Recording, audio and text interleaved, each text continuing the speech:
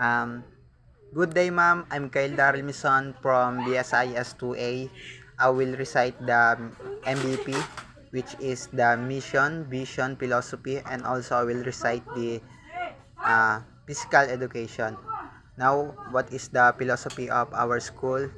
Um, we create possibilities for lifelong learning, and for the vision, Center of Inclusive Education in building disciplines and good character for God and humanity. For the mission, to foster the intellectual, moral, social, and creative life of its students through quality, accessible, and affordable education. B.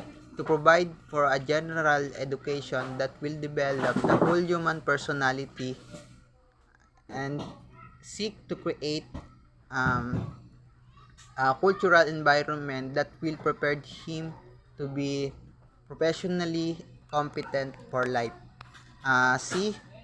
Uh, to foster awareness of the socio-economic situation, a commitment to its improvement, the development of civil and social responsibility and disciplines. D. To provide training and experiences in sciences and profession. Last one, to enhance the promotion of our cultural values and social awareness, um, um,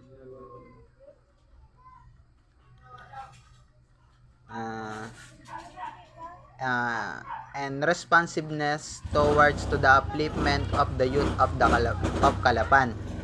Last one, physical education is the integral part of education program purposely to promote the optimum development of individual physically, emotionally, socially, and mentally uh, through total movement in the performance of properly selected physical activities and in 2002. And that's all.